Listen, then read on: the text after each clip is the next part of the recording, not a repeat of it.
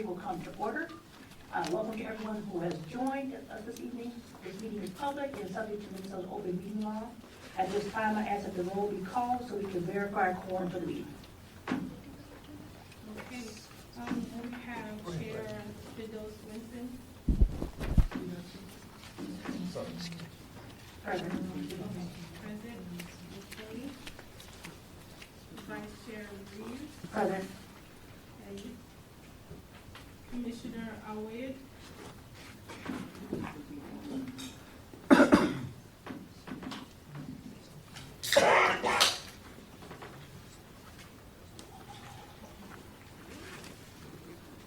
Commissioner Clement. Commissioner Ward. Commissioner Eden.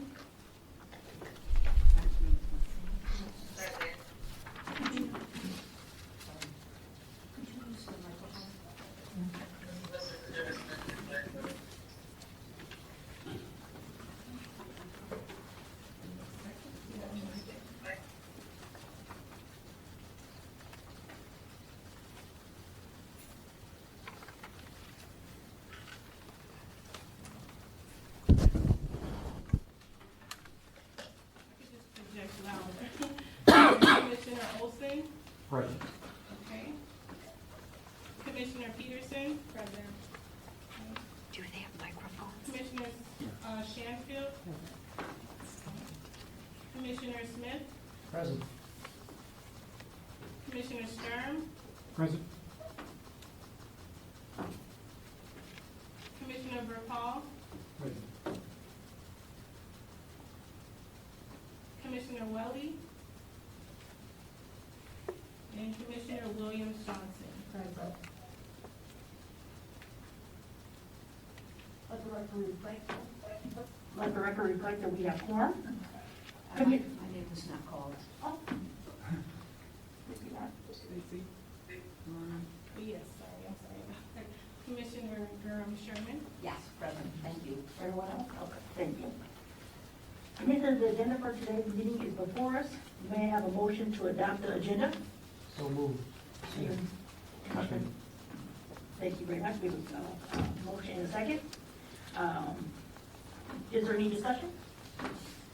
Yes, Commissioner Burns.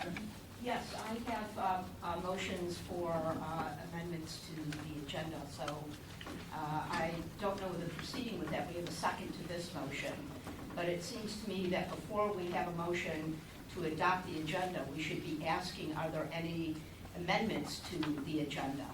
So I would like to call a point of order on that. I specifically want to see, as a first motion, that we pull public comment to the front of the agenda. So I don't know how to do that when we've already called the motion to adopt the agenda, and there hasn't been an opportunity to amend it. You can ask for an amendment during the discussion. Oh, okay, thank you, appreciate that. So I would have a motion that at today's meeting that we move up public comment to the top of the agenda. We have probably about 20 people here who I assume have come expecting to have public comment. We were told at the last meeting we would have public comment. A screen was displayed that showed a model agenda, and the model agenda had public comment at the beginning. I specifically asked would public comment be at the top of the agenda. I think we need to honor what was said in public at the last meeting and have our public comment at the beginning of today's meeting. Is there a second to the motion to have the public comment meet at the beginning of the agenda? Okay, any further discussion? I'll put myself on sec. So if we're to move to the public comment at the beginning of the agenda, would not be appropriate in terms of making sure the public has the opportunity to discuss what we're discussing at the meeting.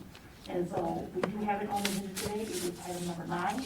We want to make sure the public has the opportunity to speak on whatever we're talking about today. If the public comment is moved to the beginning of the agenda, they will not have the opportunity to hear the presentations and then speak on those because it will not be at the end of the agenda. Any further discussion? I respect that, but the fact is, we have been delaying and excusing public comment since the get-go. I asked on May 16th, as did other commissioners, were we having public comment at that meeting? The answer was no, and the reason given was orientation and training. We were promised that there would be public comment at the last meeting on June 12th. It was in the chat, it was said, I specifically asked for that, got assurance. We came to the last meeting and were told that we could not have public comment.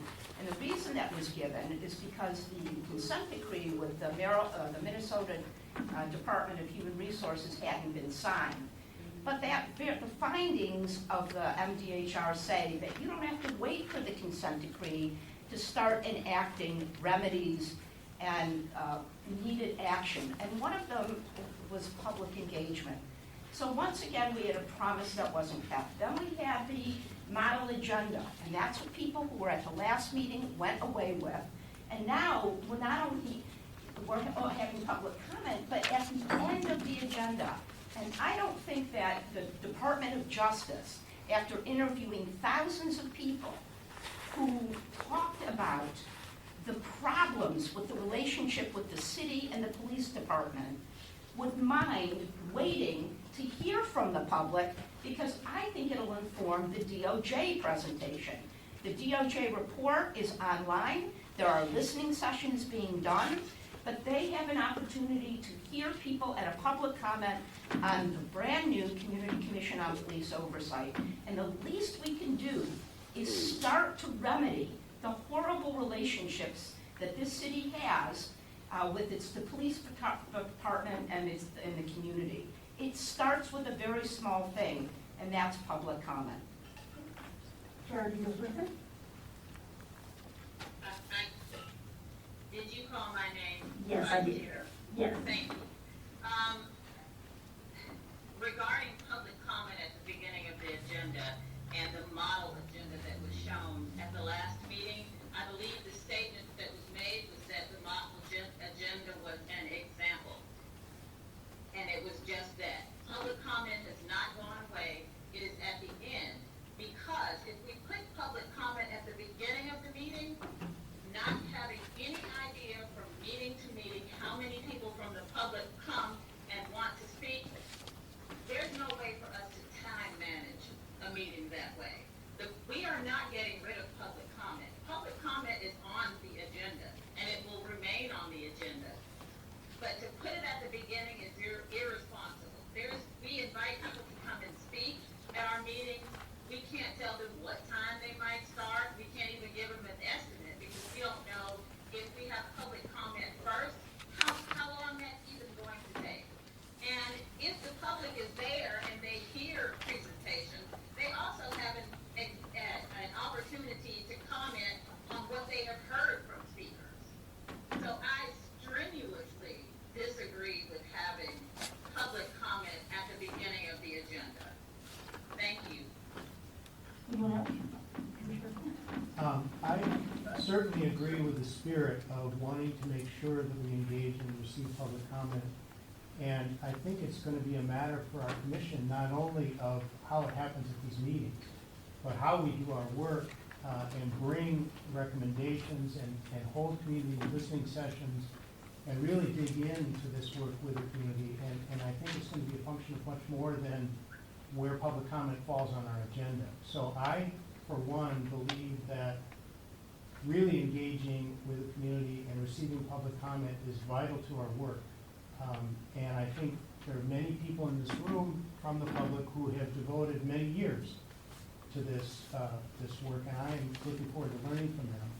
But I don't think it matters whether they speak to us tonight at the top of our agenda or after the Department of Justice has presented the report. I think it could be helpful, and I respect the chair and the vice chair's interest in managing the time. And maybe it doesn't have to be that way for every meeting, but I understand why it is proposed that way tonight, and I'll support that. Any other further discussion? Yeah, I would just like to see a show of hands. How many of you here were expecting public comment at the beginning of the meeting? Madam Chair. Yes. And can we get a count? Keep your hands up, please. Commissioner? 1, 2, 3, 4, 5, 6, 7, 8, 9, 10, 11, 12. 12 people are here expecting public comment at the beginning. It is certainly not irresponsible to have it at the beginning. We're talking about a half hour. That is after 3 years of investigations and findings. And from what you're saying, Chair, we're never going to have public comment at the beginning. It's always going to be at the end. And that is what is outrageous. After everything that's been promised, after everything that's in the NDHR and DOJ reports, to shut the public out to the end of the meeting, that is what's irresponsible. What I'll say to that is, the agenda that's online does not have the public comment at the beginning of the agenda, so I'm not sure how the public was made aware that the public comment would be at the beginning of the meeting if they saw the agenda. But what I will say is the current motion on the floor is to change our meeting style permanently, to have the public comment at the beginning of the meeting, and there isn't a motion on the floor for it to be just for this meeting. So if there's no other further discussion, we can vote on that motion to have the public comment move to the beginning of the meeting for the duration of this commission change. So I didn't catch all that. So Your current are you motion offering an amendment that? No, the current motion on the floor is that you want to move a public comment to the beginning of the meeting, correct? Correct. Yeah, there's no. Her motion is for permanently, yeah. So all those in favor, I ask for a hand vote for purposes of taking the minutes. All those in favor of. I don't know what actually. It's gonna be 30 minutes for just public comment. Madam Vice Chair, if I might, the board is empowered through the ordinance to adopt rules. Those have not been adopted yet. That's an area in which there could be some more parameters set, for instance, the length of each address.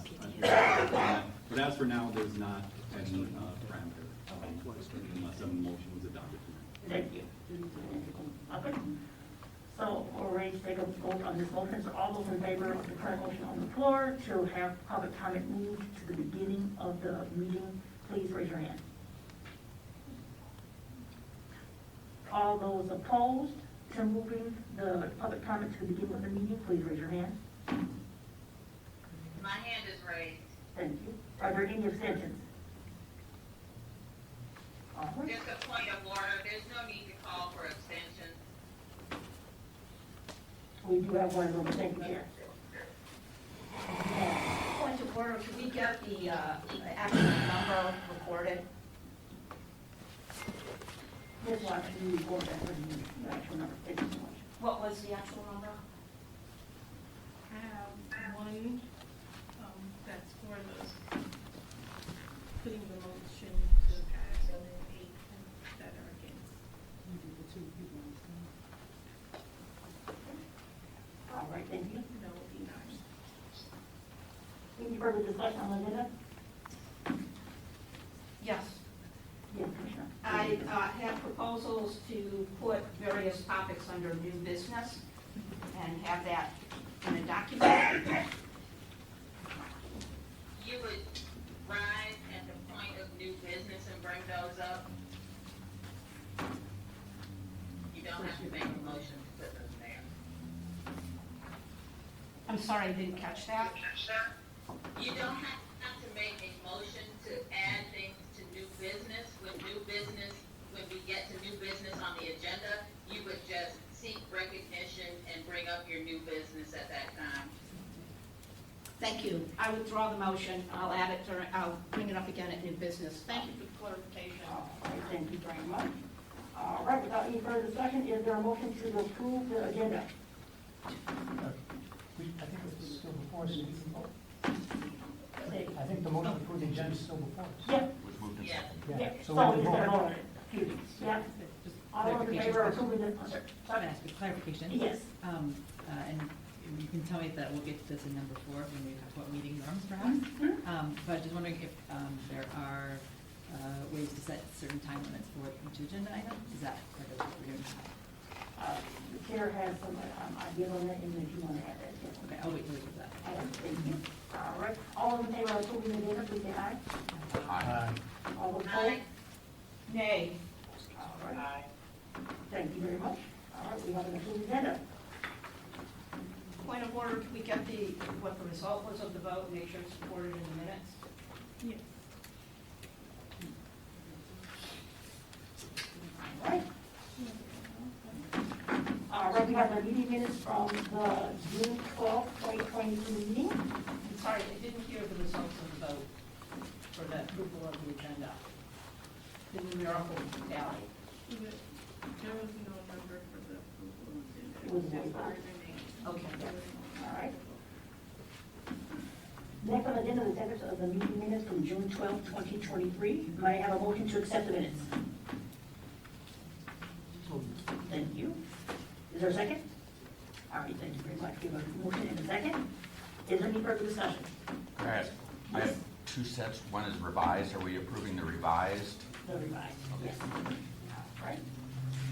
All those in favor of approving the, I have a question. What, other than including the votes in a chart, is there any other revisions to the original minutes, to the revised? defer to that? It's just that, list, being a chart, and it was, if you look on the original documentation, you can see that it was a little confusing, so we just wanted to make it, less confusing, more clear. Did you also- I did. I also have a motion to amend the minutes. We had under acceptance of minutes that I had a motion to hold off approval until the July meeting to make amendments. It was not given a second. The same thing happened with the adoption of the agenda. I had a motion to amend the agenda. It didn't get a second. That should be reflected in the minutes. Any further discussion on the minutes? Just a point of order, actually, you don't include minutes that were not successfully, like second, and they die, and it's like they don't exist. And Yes, that's Commissioner. according to Robert's Rules of Order. Well, we haven't officially adopted Robert's Rules of Order, and we've got an anomaly where we have it for the minutes, but we don't have it for the agenda. So I am proposing, for consistency's sake, that we make sure that the minutes are more fully informative than less fully informative. Unless somebody wants to make a motion to remove what's already there, I'm asking that the same motion that was made and not seconded for the agenda simply be reflected in the minutes.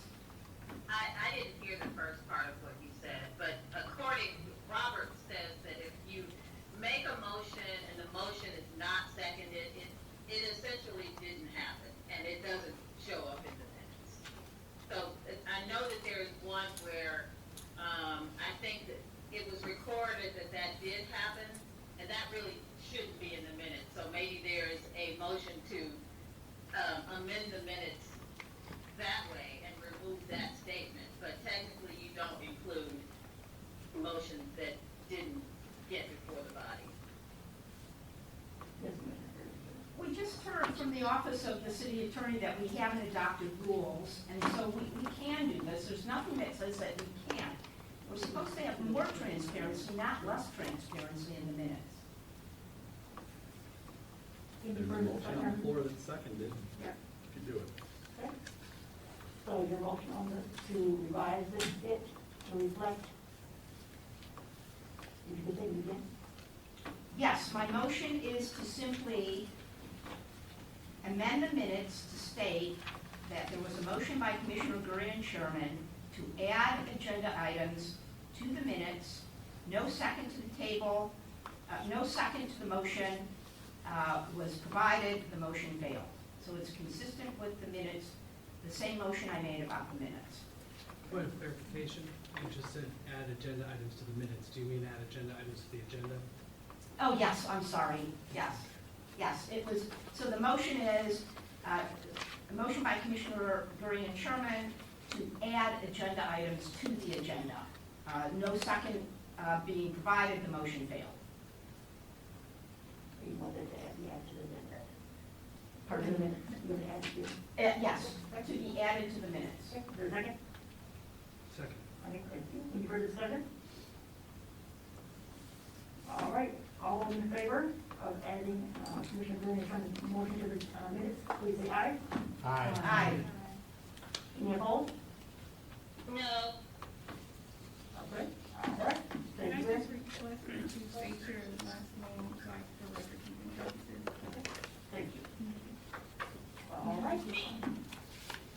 Well, that's a good point. It's probably advisable with this large of a committee and the requirements of recording votes, although it's going to be cumbersome to do a roll call vote on these matters. Okay. Ms. Watts, do you want a roll call vote, just make sure you have it for your minutes? Okay, if you want to call the name for them to do the vote, we can do that for the minutes, thank you. And this is for her motion or Yep, motion? for the minute vote, yep.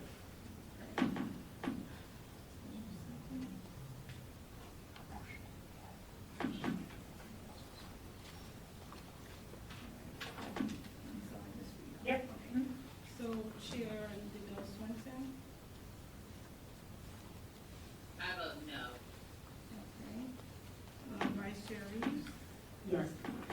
yes. Chair Awed, Chair Clement, Commissioner. I'm sorry. Commissioner Clement,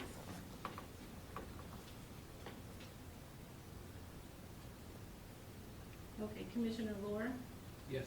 okay. Commissioner Newman, Yes. Commissioner Olson, Yes. okay, and Commissioner Peterson. Yes. Commissioner Shanfield, Yes.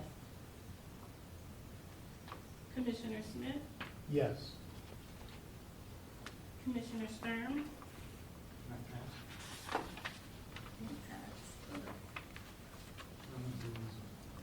Okay. Commissioner Hall, Yes.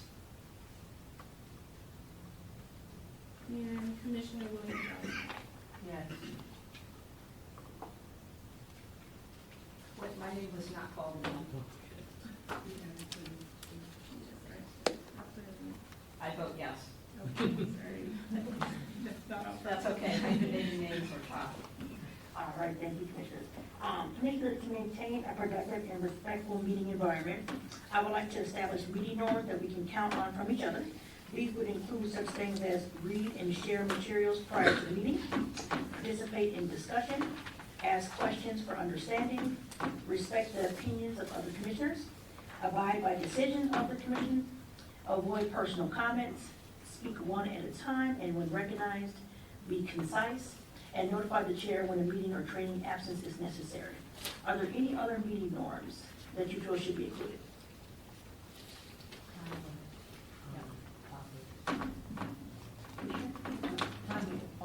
Time limits on topics. And is there a specific I time? would say 15 at the most. I mean, So point of clarification, are we talking about for presentations, or are we just talking about for? for in general, I mean, how, we can't keep going around and around on a topic. So I think 15 minutes is suffice.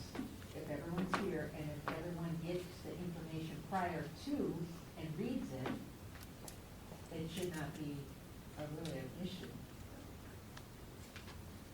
Commissioner Berry Sherman? I think that's a great amendment. I would just say that maybe what we could do is, at the beginning of the meeting, attach times to each subject. Some may take 5 minutes. And then, once times are approved, only a motion that carries by a majority can extend the discussion. But are we going, in a timely manner, are we going to get the agenda and the topics prior to our meeting in person or online? Yes. Okay. My concern on setting a limit at this point is, for example, with the DOJ presentation, I'm not sure it's appropriate to put a limit on them. Well, when it comes to, if we have, I'm not sure if you know, I didn't know that DOJ was going to be here, that would be an exception to the rule. I mean, like DOJ is exception to the rule. They So one thing I would add to that is if we allow the chair to put a time limit on the presentation, because she works with the office to set the agenda, and depending on what the presentation is for, if they would ever present an idea of what it would take, And then if we need to extend it, then we can, as a body, extend it, or if we need to have adjustments. But I would like the chair to make the determination of how long the presentation would take based on whatever she's looking for to be presented, whatever information that she has.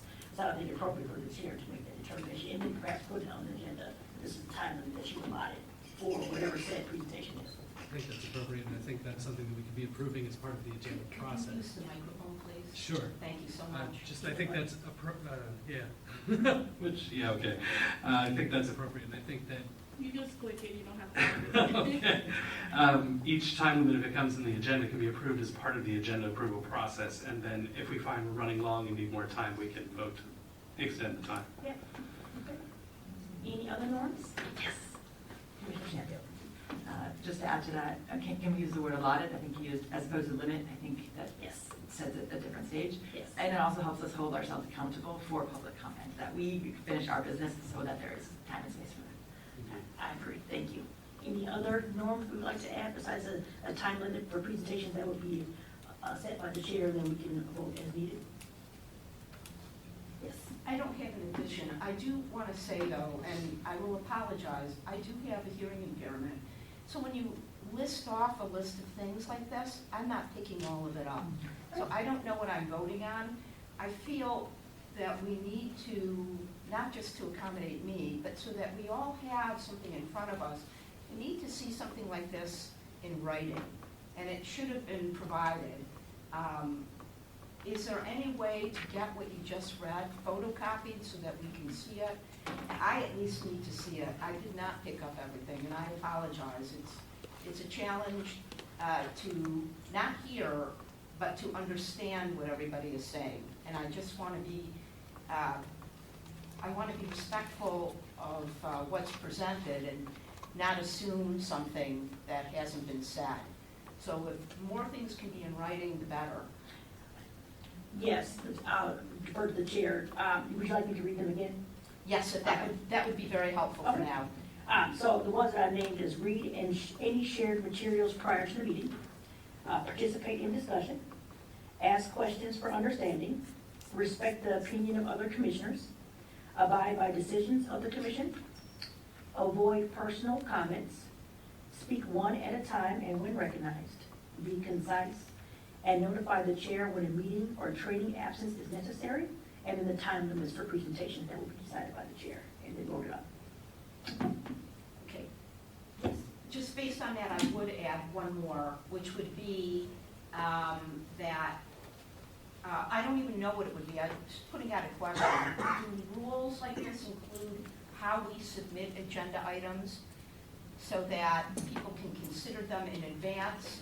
I would like to see that as part of the rules, and to avoid any conflict with the Minnesota open meeting laws, that we simply present, we simply indicate what we will bring without any discussion.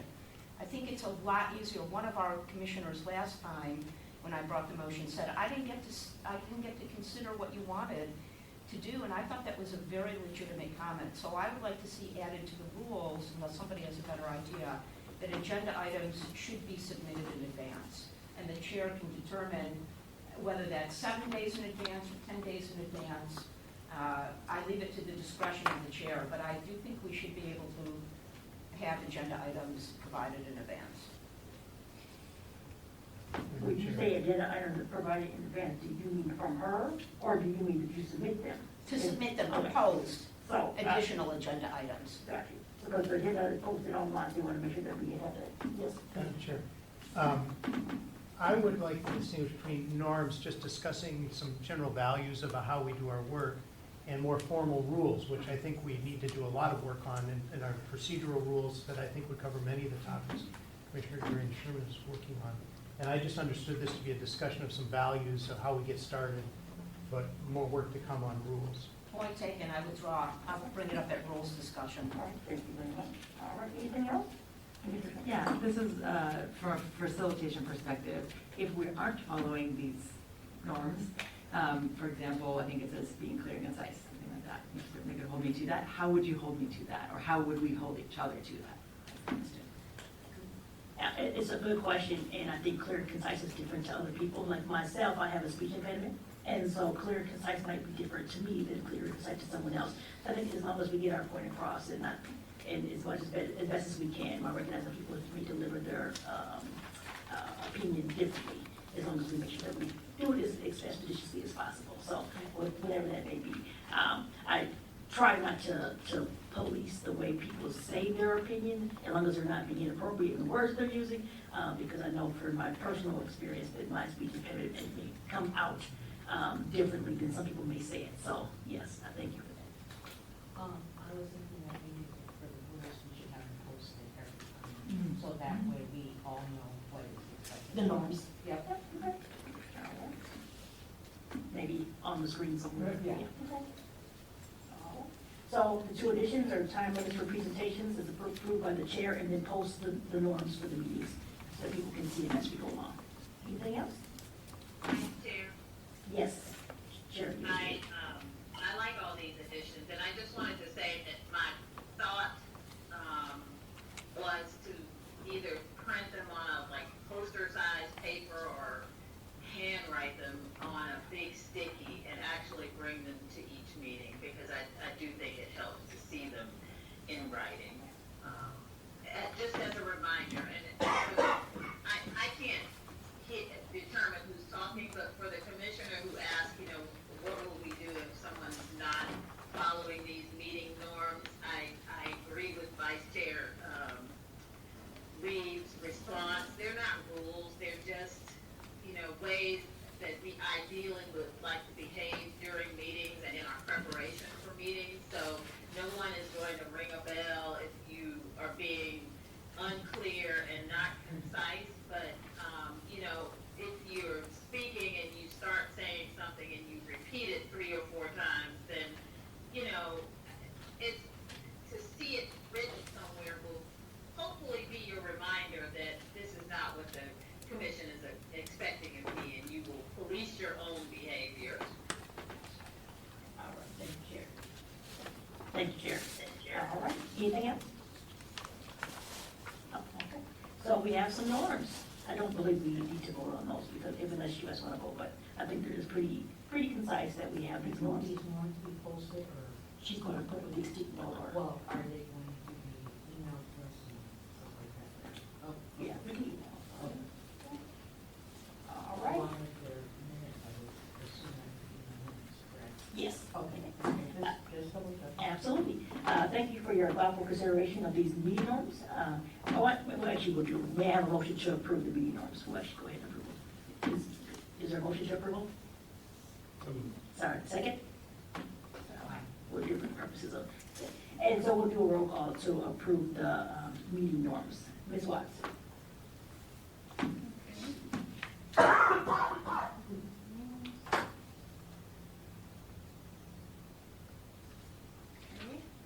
so I have, Chair Nicole Swenson. Yes. Okay.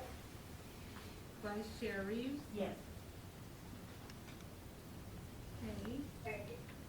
Commissioner Duran Sherman. Yes.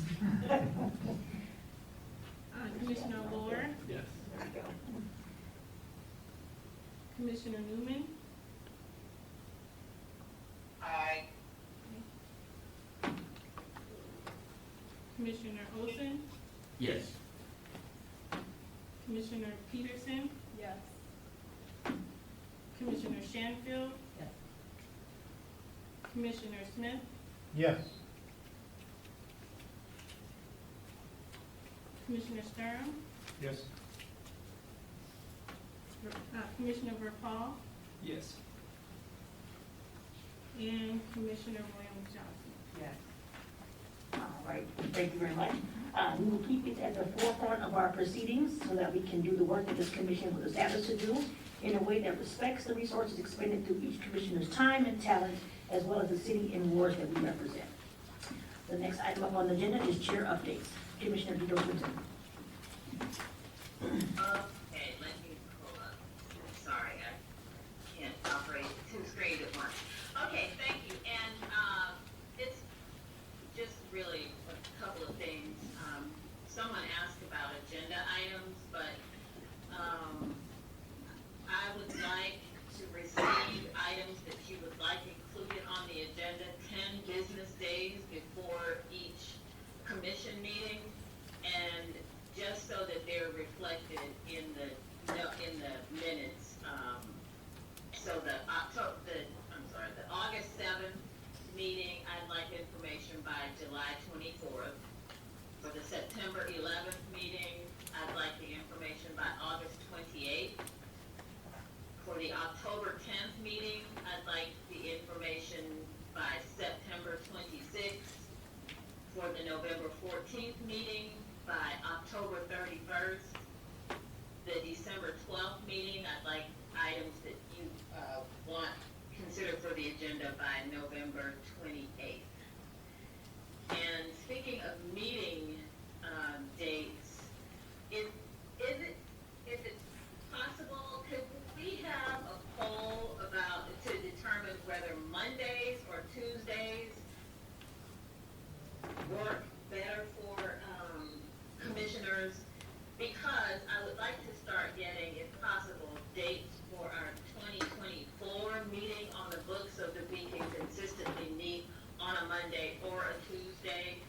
I know it might cause a little bit of scheduling difficulty for people to switch back and forth. So now that we're way out, I'd like to figure out if we can do the meetings on a Monday or a Tuesday consistently. So, I don't know if we should just do a poll by roll, and you let us know whether Monday or Tuesday works better for you. And it's looking like there's a second week, so second Monday or second Tuesday is what I'm thinking of. You just want to do it. Can we do a poll? Okay. So the ask is if Monday or Tuesday, the second week of the month works better for 2024 calendar. I believe a lot of our meetings for the rest of this year are going to be on Tuesdays, like they're starting in the fall. But is there a preference? So those that have a preference for Monday? I was just gonna say, we can have Shanice send out like a doodle poll, because all of your commissioners are here, if that's Okay, okay with thank you. you. I can't tell who's there or not. Okay. Thank you. If we could do that, that would be great. Okay.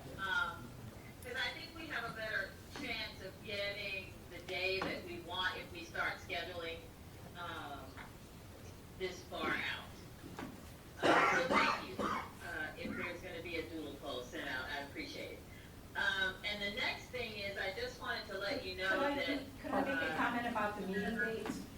Oh, sure. I wasn't sure if you said that the meetings in the fall will be on Tuesdays. I think there was only a couple that fell on a Tuesday, and one I questioned, it's on election day. So I don't know why we can't have a meeting the night before, but I don't think it's good public policy for the commission to be meeting on election day. So I would like to propose that that meeting be moved to either the following Monday or the preceding Monday. And I don't know the reason for the other Tuesdays, but I can't speak for others, but I plan the rest of my calendar having meetings on Monday. So I'm a little concerned to hear that all of our fall meetings are going to be on Tuesday. That's not the schedule that we were given. So I just want a clarification of that. The conversation that we had was that we would have Tuesday meetings, and that it felt that they begin on Monday. My expectation is they were going to be Tuesday meetings, that's what we talked about the first meeting. I think that you were out of town that day. But my understanding was that Tuesday meetings and not Monday, which for me personally are horrible. I had to rearrange my schedule to have Monday meetings to be here. But we had talked about Tuesdays on that first meeting. So starting in September, all the meetings are going to be on Tuesdays? I don't know about the starting in September, because that was the day that we agreed to. And election day is the 7th, not the 14th. Oh, sorry. But whatever, thank you for the clarification. I don't think we should be meeting on election day. It's not the same? No, the second. Okay. All the way. But starting in October then, October, November, December, we'll have Tuesday meetings? Can someone say the schedule? Looking at it. Yeah. Thank you. When you say the schedule, not just for purposes that we all can hear it. Yeah. Thank you so much. And can we also get, along with the meeting schedule, when agenda items are due, that, have them all in one? Yeah, Okay. yeah. Okay, thank you for the clarification. You're welcome. And I did not set these meetings. I just pulled them off of the online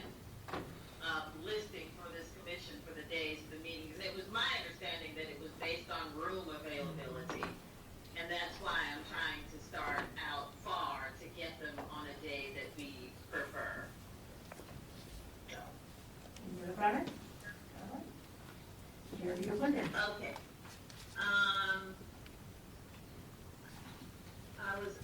I was also gonna let you know that in September, and I don't remember the date, but, Ward 7's, city council person, Lisa Goodman, has what she calls Lunch with Lisa. I think it's the third Wednesday of the month, but anyway, she has invited Vice Chair Reeves and I to come and, talk about the commission, and it's an hour long. It's usually held at St. Thomas in one of those big classrooms. And it varies on attendance. Sometimes there's 100 people there. Sometimes there's not quite that many. But anyway, we've been invited to speak, and I will let you know the exact date. And it's an hour long as well. So just wanted to let you know that that was going to happen. And then on July 18th, Director Jefferson and I are having a meeting, and I will have information from him on how to best set up the committees that we would like to have on the commission. So I know that has been a topic as well, but I won't have the how-tos until July 18th. And that's all I had, just a few updates. Thank you.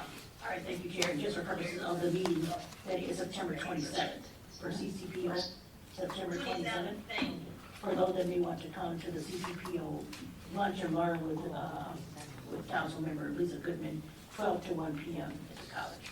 So 27th. Yeah. All right, the next item. Forward, she usually has like a little blurb that goes out to her board in an email, and I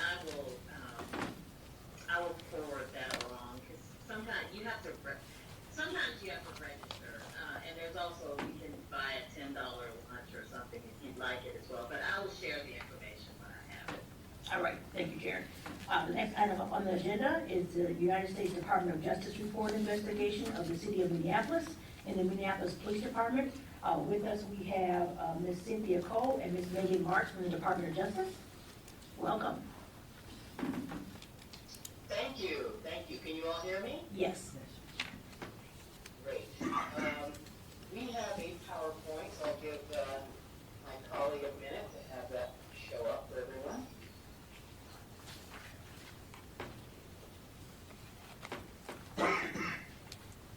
Great. Can you all see that? Yes, we can. Wonderful. All right, well, thank you for letting us come and talk to you a little bit about our investigation and the work we've been doing in Minneapolis. As you know, my name is Cynthia Coe, and I'm a Deputy Chief in the Civil Rights Division of the United States Department of Justice, and I'm based in Washington, D.C., and I'm here today with my colleague Megan Marks, who's in the same office, and she's a trial attorney in the Civil Rights Division, also in Washington.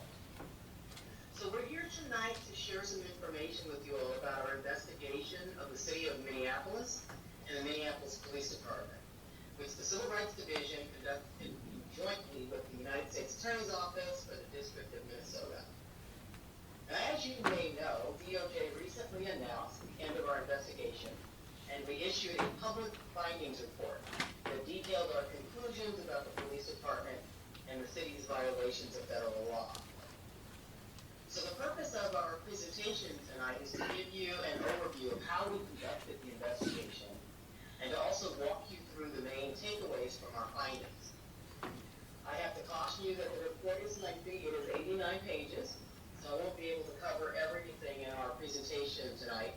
But I encourage you all to read the report when you have some time.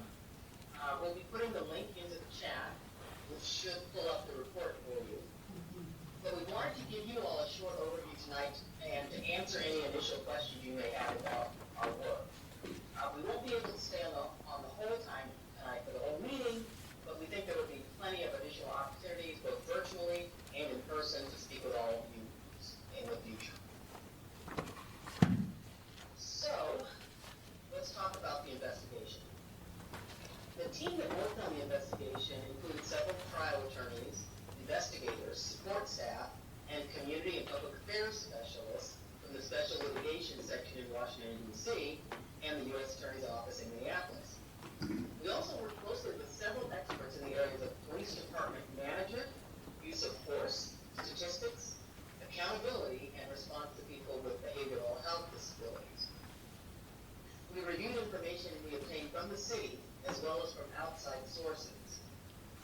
reviewed hundreds of incidents and encounters with police, including viewing hundreds of body-worn camera videos and reviewing thousands of documents, including policies, training materials, police reports, and internal affairs files. We also conducted numerous statistical analysis of the data that the city and MPD provided, and that was for the time period 2016 through 2022, and that involved calls for service, stops, uses of force, and other officer activity. To do the investigation, we spent a lot of time in the community, over 230 days collectively, both in person and virtually. As you might imagine, the community's perspective was a critical piece of the investigation. We heard from over 2,000 community members and local organizations, including family members of people who were hurt or killed by MPD officers. We talked with local leaders and advocates, faith leaders, researchers, and we participated in live and virtual community meetings and town halls. We learned a lot from our interactions with the community. Their contributions to this investigation were invaluable. Without their stories, their insight, their time, we could not be here to discuss those findings today. We also know that many in the community were deeply involved in these issues related to public safety and police accountability long before our investigation and our findings report. So what we'll do now is we can jump into our findings. I'll tell you what they were. Our investigation was broad in scope, and we looked at MPD's practices overall. Keep in mind that this is a civil investigation. Unlike a criminal prosecution, our statute, our authorizing statute, lets us look at whether there's a pattern or practice of law enforcement misconduct that deprives people of their rights under the Constitution or under federal law. As Attorney General Merrick Garland said a few weeks ago, we found 4 things. We found that MPD uses excessive force. MPD discriminates against Black and Native American people in its enforcement activities.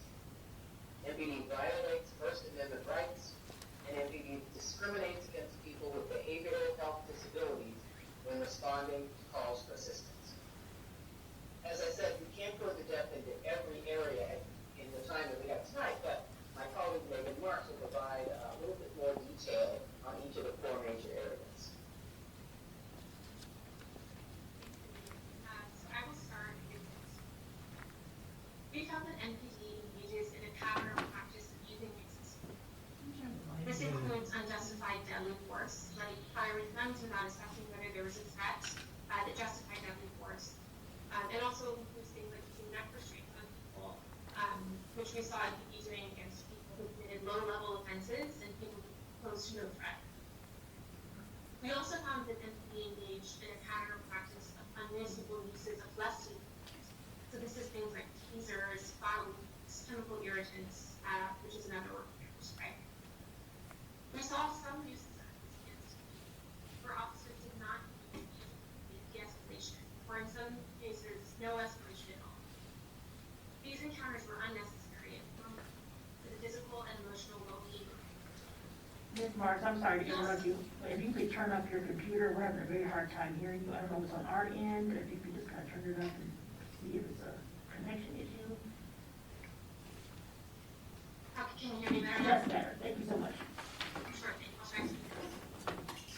So, in addition to these, We lost you. I think Ms. Marks, we're having a connection issue. We were good for a second there, then kind of went out again. okay, let me see if I can change the audio. Okay, thank you. And did you want to repeat it while I do the audio? Sure.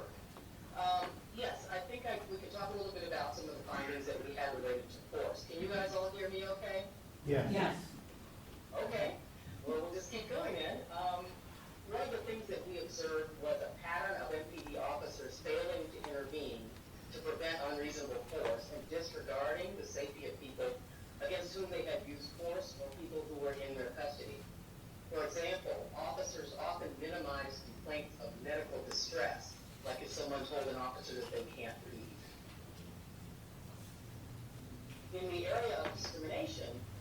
found that MPD discriminates against Black and Native American people in its enforcement activities, and we found that this happens in a few different ways. First of all, MPD disproportionately stops Black and Native American people and patrols neighborhoods differently based on the racial composition of the neighborhood, using pretext stops more often in less white neighborhoods and without a legitimate safety rationale. We also found that MPD conducts searches more often during stops that involve Black or Native American people than white people who are engaged in similar behavior. During stops, we found that MPD uses more force against Black and Native American people even when they were engaged in similar behavior. And, notably, following George Floyd's death in 2020, many officers stopped reporting race of the people they stopped, despite MPD policy that required them to collect that information.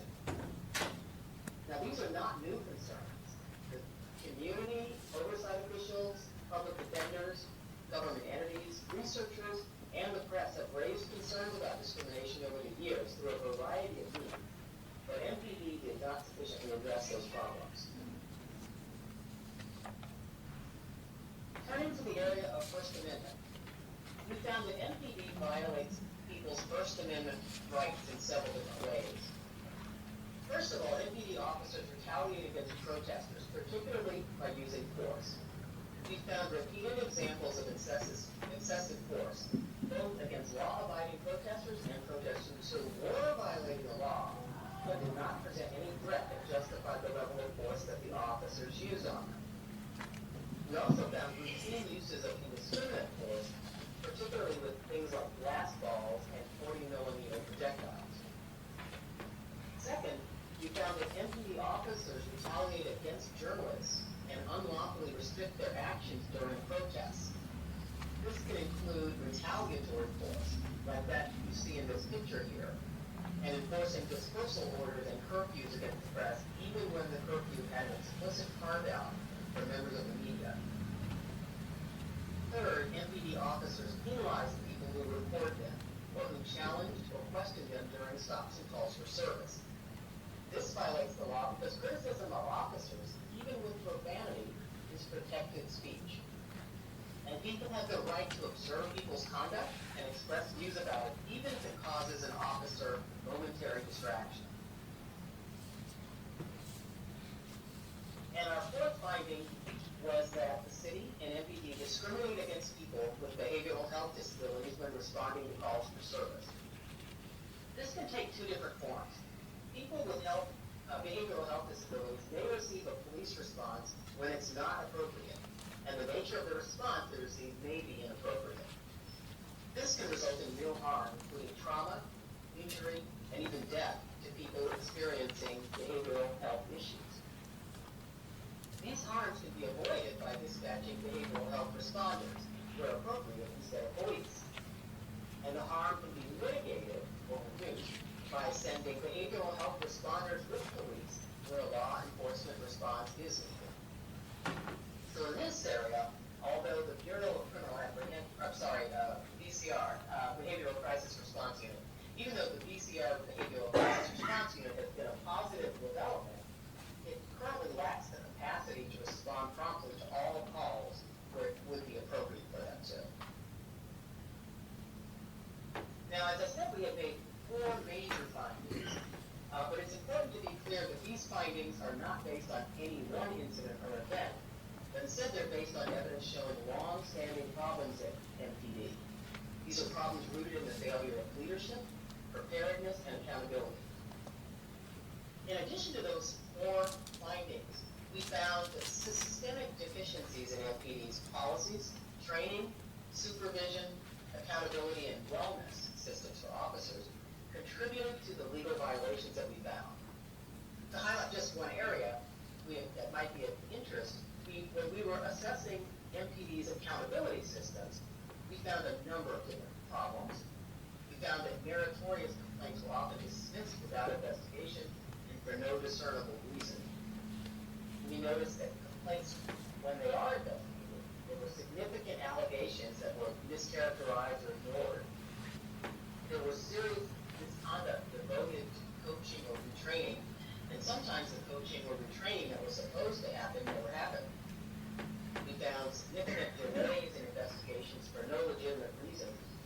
sometimes for years.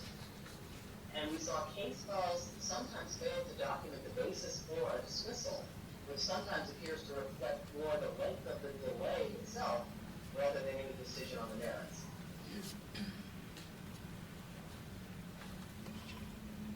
So now that we've completed the investigation, the next thing to think about is what needs to be done about it, what the remedies are for the violations that we found. And so if you take a look at our report at the end, we have recommended remedial measures. That is the part of the report that talks about solutions to some of the issues. But these are just the starting point. The city and MPD have agreed with the United States to resolve the violations that we found in our investigation through a consent decree with an independent monitor. The consent decree will spell out the changes needed to reform the police department, and it will be a comprehensive set of solutions that will improve public safety and protect the rights of everyone in Minneapolis. To ensure that the consent decree is as powerful and effective as it can be, we need to hear from the community. And so in the coming months, we're going to be reaching out to community organizations and scheduling public meetings to hear thoughts about the kind of police department people in Minneapolis want for their city.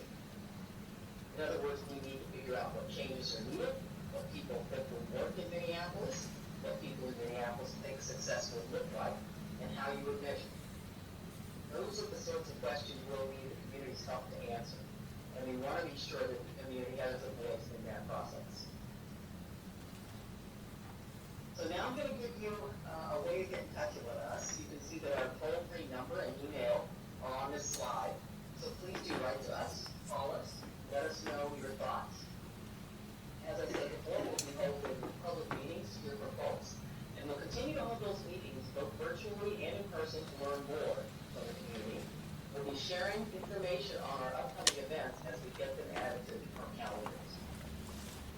So thank you again for your invitation to speak with us tonight and for the work you guys are all doing in this area. We encourage you to stay engaged as we work toward creating a safer and more just Minneapolis. I can yield back to the chair at this point. Thank you so much. If you could just speak on the date of your next community meeting, I believe it's July 25th. Can you just put it on the record for the people that are here that they want to provide visual input? I'm so sorry. I think I heard you say, when is the next meeting? It's July 25th. Is that what you're asking about? Yes, can you just for people in the room, July 25th is the next community session with DOJ. Yes. It is the 25th, and I've forgotten the name of the facilities. It's like Sabathi. It's in South Minneapolis, I believe. Yeah. I can get that. I can send an email back to the organizers here to make sure you all have accurate information on time, date, and location on that. If I may, I put it on the record, well, I do have it, and so when I put it on my phone, I put it on the record. It is July 25th at Sabathany. I'm just gonna give you the time. I believe it's 6 to 8, but I'll confirm the time. Was any commissioner that had any questions? Commissioner Smith? I'm curious about the study's work on the Latino Spanish-speaking community to identify discrimination against blacks and Native Americans. I'm curious what your data showed or your study showed about other people of color, especially Spanish-speaking. And you'll hear me now? Yeah. Yes. Okay, great. I'm sorry, you were very busy as the audio trouble. So one of the things that was difficult for us in our investigation in assessing potential discrimination against Latino or Hispanic populations is the way the data was kept over our review period. So we weren't able to do the same assessment for our entire review period that we were able to do, for example, for Black people and Native American people. That's not to say that there isn't discrimination. It's just to say that we couldn't analyze it in the same way because of some of the limitations in the data. So we weren't able to draw the same conclusions there. That's right, and I think also going forward, one thing to keep in mind is that even though we weren't able to draw any conclusions as Megan described, our remedies will try to address discriminatory policing no matter which group is involved. So we'll try to make sure that police officers are engaged in impartial and unbiased policing. Thank you. Commissioner Green Sherman. Thank you very much. I'm Stacy Gurian Sherman. I lived in Maryland during the time of the boot camp investigations and worked closely with Steve Rosenbaum. I also coached his son in softball, so that was fun. But this is not my first rodeo. I've read a lot of your reports. I find them incredibly thorough, and I really appreciate all the work, and I appreciate the work going into the consent decree. Two logistical questions. Can we get the PowerPoint that you sent out? And can we also get a link to where we can find the listening sessions? I know a lot of people, including myself, have not been able to find that. So just two kind of administrative things. I did want to say I really think the report was amazing, startling. On my third time reading it, it's a lot to digest. A couple things that stood out for me is, although the report does say that the torture and murder of George Floyd was reported and videoed, what we don't put in, what isn't there is the name of Darnella Frazier. You know, a 17-year-old young woman, African-American woman who stood up against 4 officers. I don't know if there's a way of acknowledging that, but the course of history changed because of that young woman's courage.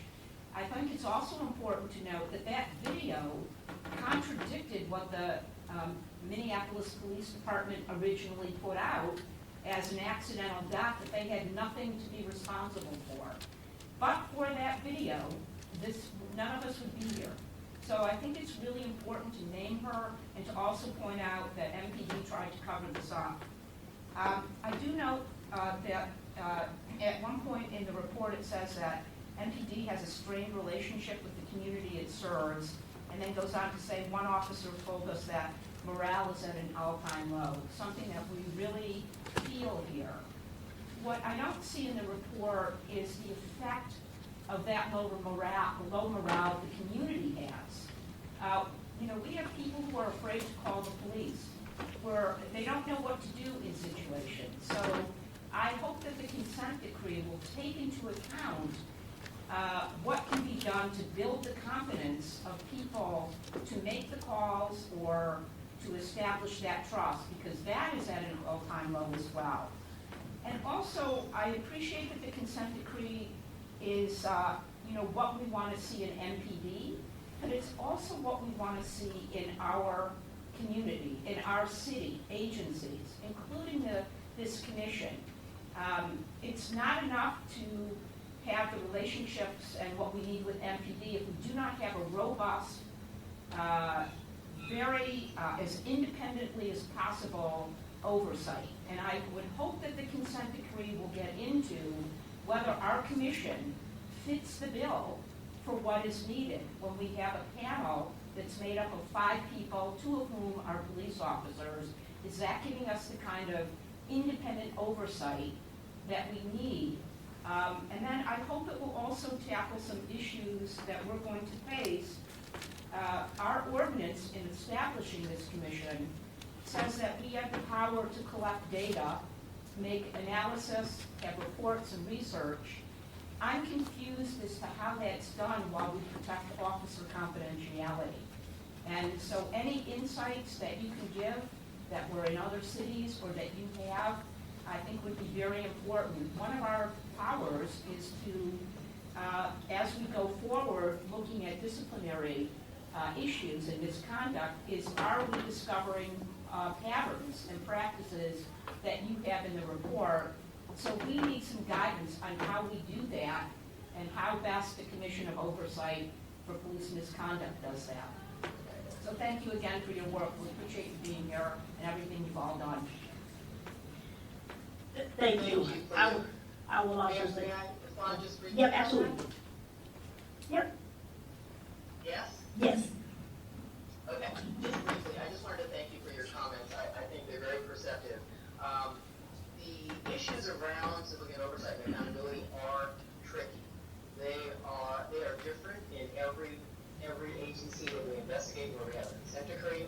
And we have a couple people on our team who have been digging into those issues for a while now. And I think they'd be very interested to come to talk to you, to hear your thoughts about where you'd like all of that to land, and to learn more about how you see that process moving forward. So what I'd like to do is available at the moment, one of them's on well-deserved annual leave.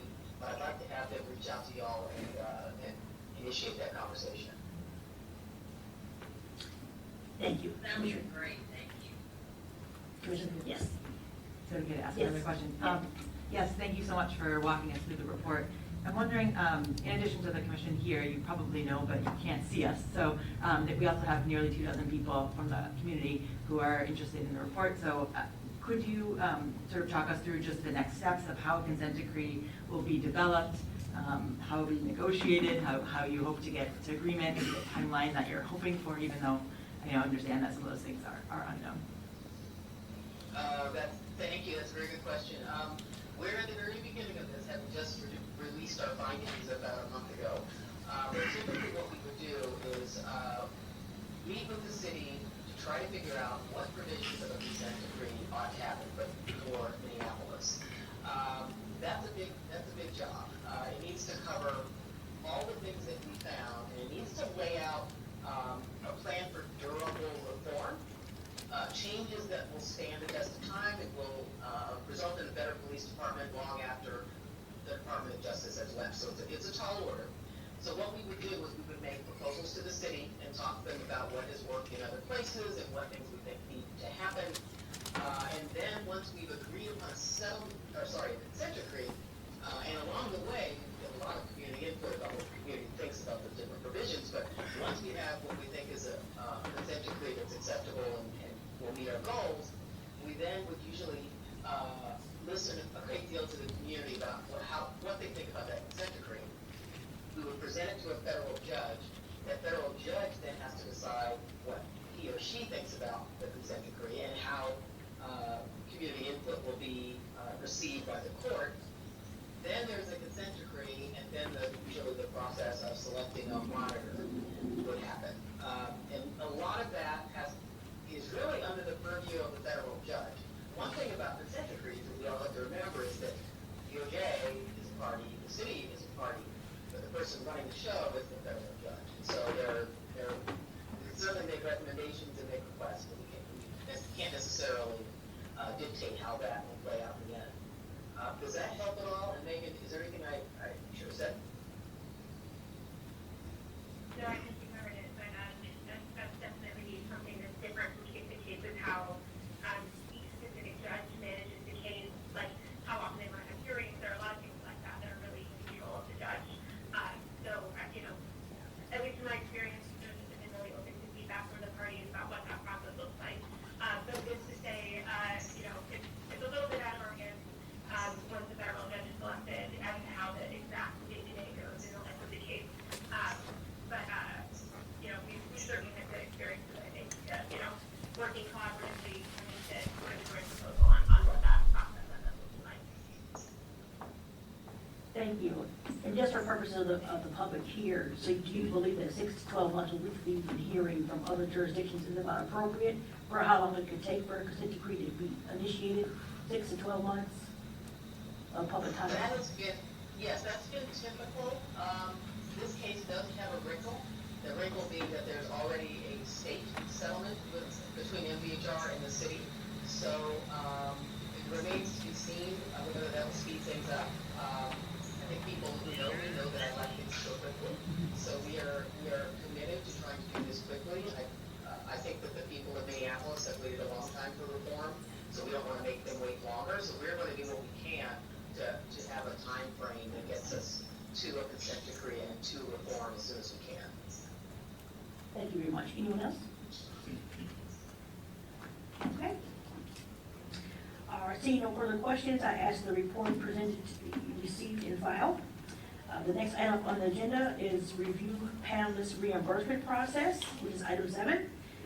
You should all receive an email regarding review panelist reimbursement from the Director Jefferson on Friday, July 7th.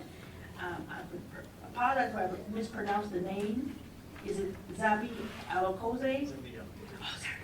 Who will present the information on the reimbursement process. Thank you very much, Mr. Chair. My name is Zabi Alakoze, and I work with the Office of Police Connect Review, and just want to explain the accounting process and also the reimbursement for the panelists.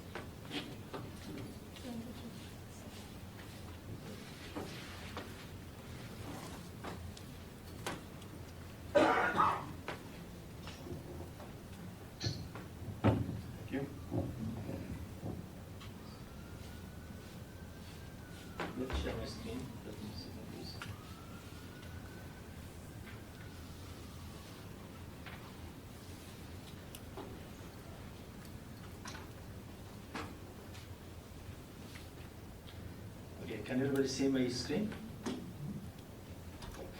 Okay,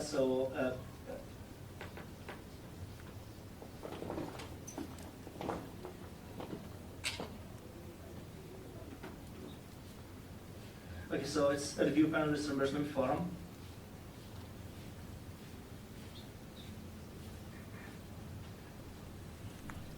So the first step is the payment process. I will walk you through the steps that we have in the next slides. And then the amount of the panel, per panel we have 2 cases, and the amount would be like $50, that's per panel. And each panel has 2 cases. If there are some exceptions, sometimes we may have 1 case per panel based on the request of the supervisor, then that would be again the same amount, like $50 per that case, because we count the panel session. In the session will take 2 hours maximum. It depends on the panelist and case. Sometimes for 4 hours you can finish, and sometimes it takes 2 hours. And the next step we'll go here is step 1 is welcome. So before that, everyone, especially the panelists, they need to register themselves and to get a supplier ID. To do that, you need to go to the link, supplier ID. So all the documents, as Vice Chair said, we have to send the email for everyone. You might have received them. We send 3 documents. The first one is the information. The second one is the W-9. And the third one is in case if you want to get direct deposit instead of paper checks. So you click on the e-supplier and then go to access the e-supplier portal. From there, you click on the bill registration tile to register to supplier, and then click on register now. Choose start a new registration from in select individual. So you just click on the individual and click on the next step. From there, the second step is identification information. You fill the blanks, the form, like put the tax ID, which is social security number or TIN, and then you fill the form with your name that matches the ID. And the third option is optional, so it asks for the link or internet link. If you'd like to add it or you want to skip it, it's okay. And then choose your business classification from the drop down list. After that, answer at least the questions with an asterisk in front of the questions as they are required. So the second step is done. You get that. Click on the magnifying glass to get a list of selection DBA, stands for doing business as. When entering a dollar figure for your gross sales, enter them with punctuations, just the numeric value. If not applicable, enter the 0 number. So I think for the panelists, they just need to enter 0, that's it. And then click next. After that, on the third step, it's for the address. Enter your address on the address line 1. Enter city, postal zip code, and state. Enter your email address. So if you have other address than are different from what you enter above, choose the box next to the kind of address that you want to enter, and then click next. On this fourth step, it asks for your contact information. So fill out first and last name, email address, telephone number, and contact type. Under the requested user ID, this will be the user ID that you will log into eSupplier within the future. Press OK when done, or add another contact information as needed. And then click Next. Step 5 is categorization. Choose your category from the list by checking the box to the right of the name. And then choose any other categories for which you provide services. And then click Next. And the step 6 is you submit the form. Enter your email address. Click the box to accept the term of agreement and click Submit. Then you will get a confirmation. and the confirmation, you will get a user ID and temporary password, and later you can change the password, have your own password. And with that user ID and password, you can log in and check your payment history, update your profile data, and all those things. And along that, you will also get a bidder ID, which is not your supplier ID, so you'll just get a bidder ID at this point. And then the final step is once you submit that one, and after you get a confirmation, you need to fill the W-9 form, and you can submit that to account payable at minneapolismn.gov. Along with that, you have an option to be paid faster by ACH, automated clearing house. So this is, if you want to get payments through direct deposit, you need to fill the form that we send, and you submit both forms to account payable at minneapolismn.gov. And that is the process that you do the registration. And if you have any questions, you can just contact by email eprocurement@minneapolismn.gov, or you can contact Deshaun or Eric by their phone numbers as in the form mentioned in the form. Thank you very much. I have one question. Yes. We already have a supplier from something before, would that just link up automatically to what? So for the ones that they have, e-supplier, I don't think they need chance to do Yes, this. you don't need to. Yeah, you don't need to do that. These are for the ones that they don't have the supplier ID. But I would just contact Deshaun and just make sure all your information is up to date, just to verify. Thank you. Any other questions from the commissioners? Can we get a copy of the slide presentation so Sure, that we're yeah. running into trouble? Can we get that Yeah, tomorrow? Sometime this week? Yeah. That'd be great. And then second, I'm assuming we're entering all this information because the stipends we get are taxable, correct?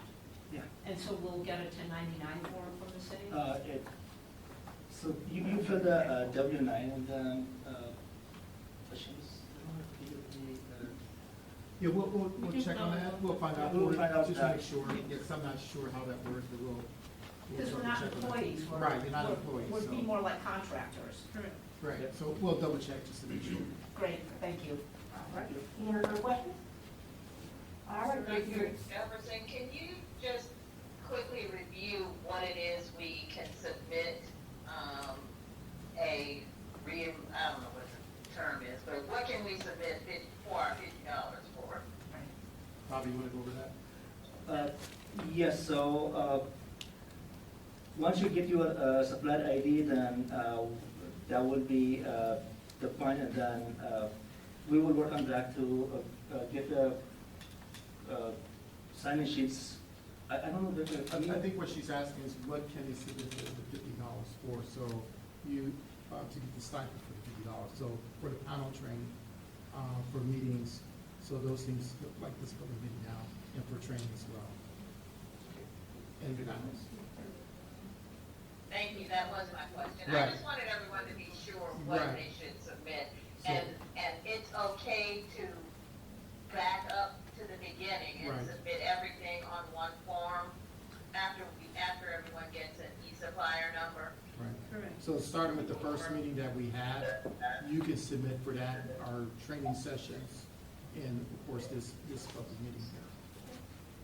All on one form and not Do forms? you need one form, or we should have the dates on each form? I think they have to have a date on each, you have to have a date on each. Yeah, you need to submit different forms for the different Yeah. dates. So I think that's how accounting keeps up with it, so Yes. it would have to be a different form for each date. Yeah, because we cannot put all the amount into Right. one date and one form. If you need, if you have any questions about that, just, you can contact me, contact Zabi or Ms. Yep. Foss. That is my experience on the previous commission is each date is by itself. Right. And you can just submit all in one email, but they need to be individually. Individual, formed. right, Yeah. exactly. Thank you very much for the presentation. Appreciate that. The next item on the agenda is new business. Is there any new business that should come before the commission? I would like to just kind of give you the date for the meeting with the Department of Justice. It is Tuesday, July 25th, from 6:30 to 8 p.m. at the Anthony Community Center, located at 310 East 38th Street, Minneapolis, Minnesota 55409, and that's the opportunity for the public to come and talk to the Department of Justice about what you'd like to see in the Pacific 3. So that is their next meeting, and they will be in town for that, in person. Thank you. Any new business?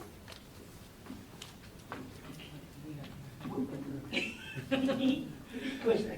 Just a technical request. We seem to have a lot of people joining via laptop and presentations via laptop. We obviously have a conferencing system here. Can we get that connected to the speakers in this room so everybody can hear clearly? Because I'm having a hard time hearing and I'm sitting right next to it, so. I think they had someone here before we started the meeting, Yeah. and had to figure that out, That so would be hopefully great we if can that figure that was out. the default going forward, just for clarity purposes. Thank you. Madam Chair.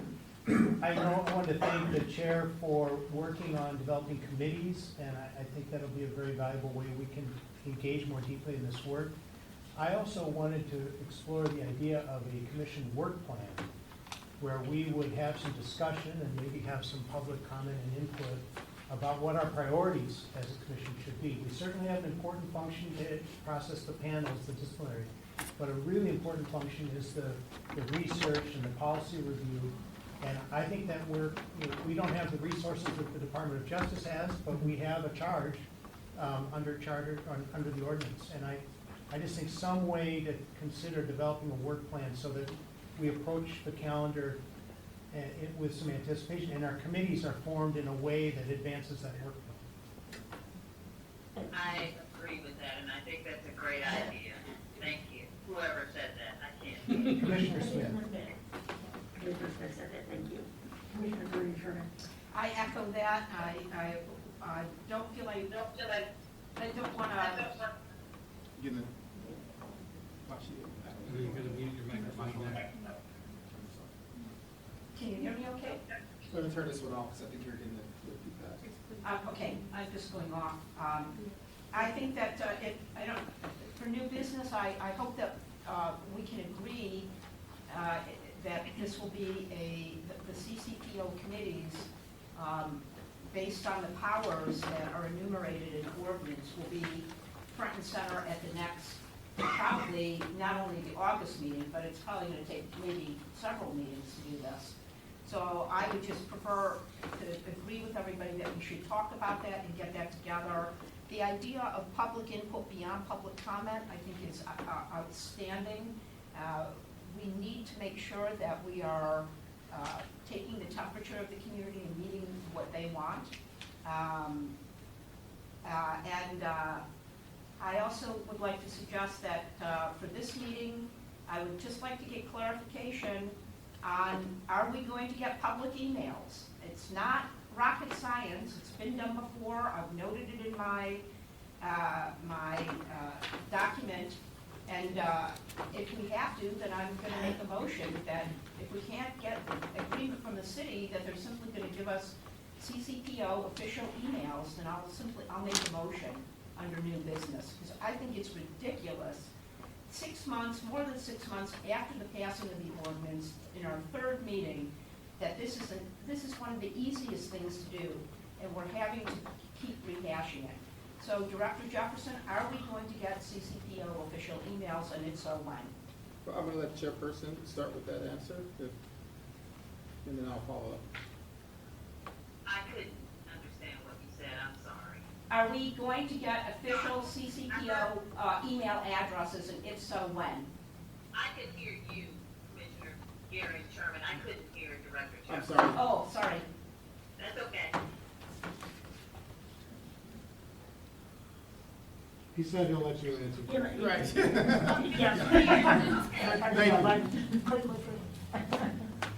my answer is just going to be repeating what I've been told. And right now, there is a email set up for CCPO chair. But I had a conversation with Vice Chair Reeves that I think is an interesting process. As you might know, she sat on the Civil Rights Commission, and their process, in order to not have the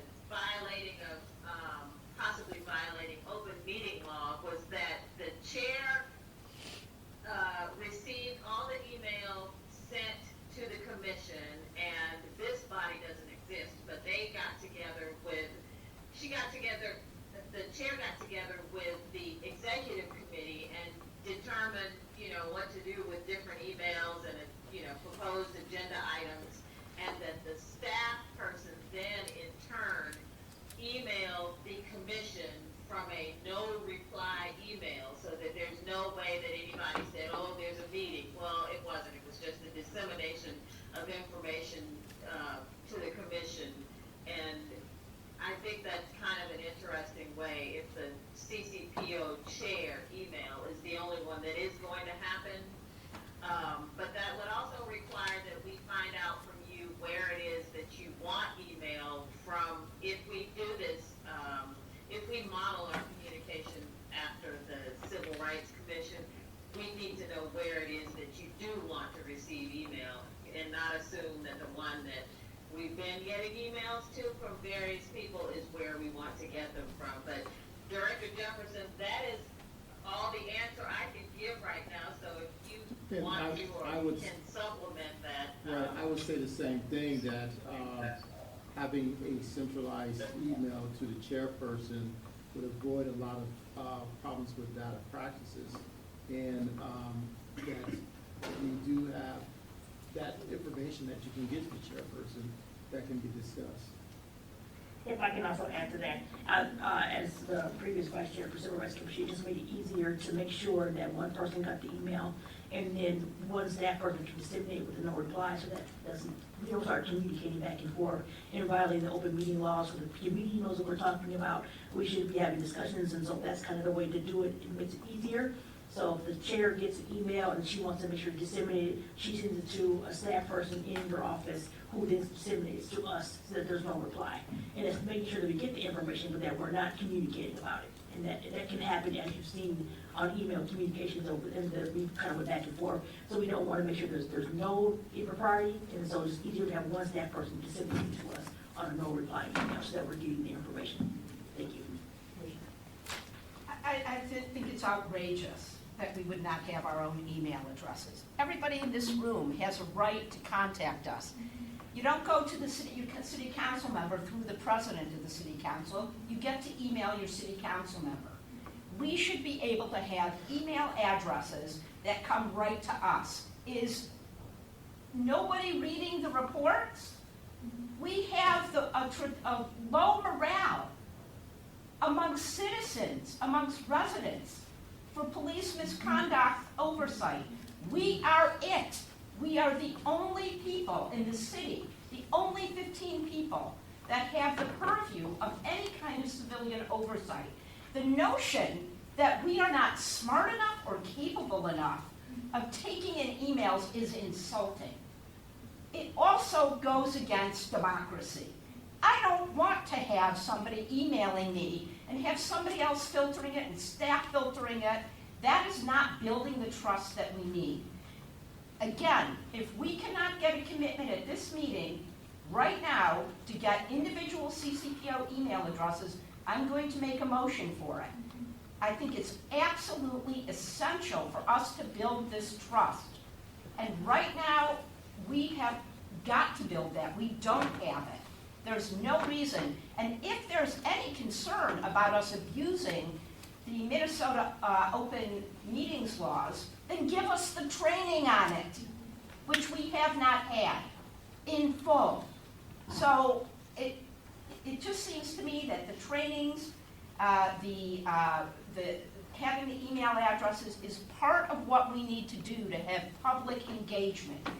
The city website says there will be meaningful engagement with the public, that this particular commission was created as a forum to have that engagement. And the fact that we will not allow the residents of this city, or even outside the city, to email us sends the wrong message. And if we keep sending that message, we are not going to have credibility in the disciplinary panels or anything else that we put out.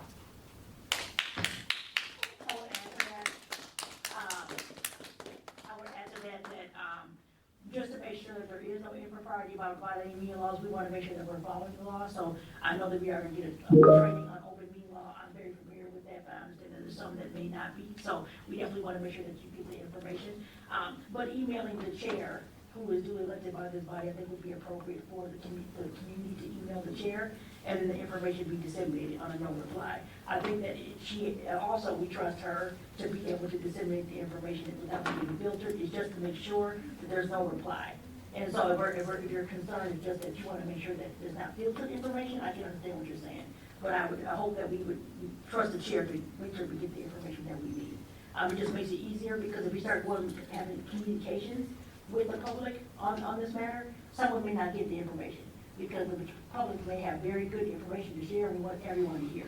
And so we just want to make sure that we have the capacity for everyone to hear the information that they bring forward. Commissioner Newman, and then Commissioner. Hello, this is Melissa Newman, and my comment regarding this all is, if we want to gain the community's trust, we have to do it in another way. Via email is not the way at all. I'm not going to reply to anybody's email who is not in an open mind, and I'm not going to continue to. I've already received enough emails from outside millions, and I'm not going to continue to put energy into that. I do agree that if we just have one body with the chair and receiver, and then four enough, that is appropriate enough, and I'm fine with that. If the motion were to come, I would not deny it. I think our energy needs to be directed towards the cause and the focus of this entire movement, and nothing else. All the other distractions need to be eliminated out the gate. We don't have time. This is too much. It's too much. I would appreciate the Department of Justice if we're able to get some sort of a document each and every time there is another community hearing, like the ones in Bethany that's coming up. I would love to be able to share that on multiple social media sites, so if there's something that I can receive and invite as much people as I can to be there to have an opportunity to voice their concerns and their opinions on this. I think that would be good. A lot of committees that I've been on, that's the one thing that we always seem to lack, and that is community involvement. And they, to be honest, in a community of hundreds of thousands of people, on other communities I've had, they're like, oh, we have 200 here and 100 there. I'm like, that's not enough. That's not enough. So to gain the respect of the community members, I think we already have that by sitting on this panel. And at the same token, more, I would rather see those people and voice those concerns in a public setting than reading anything via email. Because I don't want to be misconstrued over a conversation or a motion via email, and that's just too much. I'm not going to engage in none of that unless it's somebody that's facilitating this meeting or a part of the community. Thank you. Thank you. Commissioner? I just have a question about procedure. It's probably for the lawyers. My question is, can we even make motions to tell the city what to do in the first place? It's kind of like we can make a motion all we want. Recommendations. We can't tell them what to do. That's correct. We can make recommendations. We can ask. Yeah.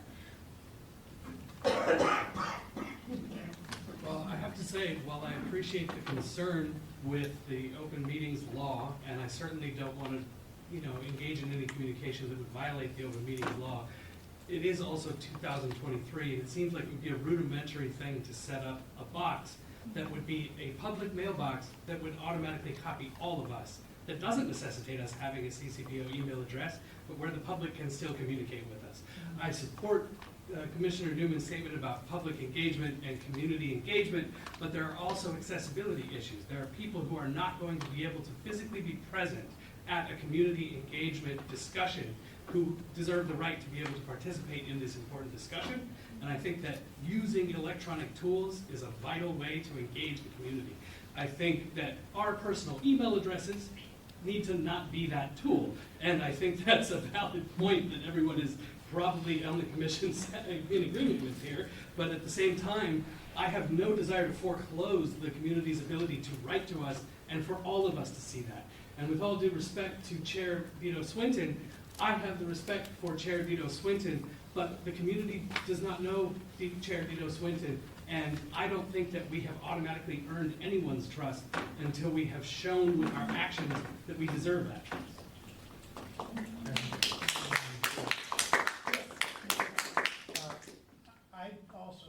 agree, especially with the comments of Commissioner Moore. I think this is an important issue. And I would like to distinguish between the open meeting law and access of commission members to the public who want to contact us. As commission members, I think we're going to hear from the city attorney, we're not to be conducting our business by email with each other, because the public doesn't really have access to that. So that's the simple idea, that we shouldn't be exchanging emails with each other about commission business.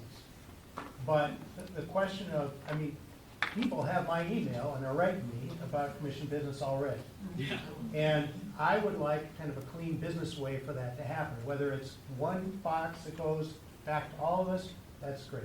But I really think we need to have members of the public feel they can write. I'm gonna end up getting more emails than I want to read sometimes, and I won't agree with all. But I kind of took an oath to be a member of a public body, and I think what goes with that is being accessible.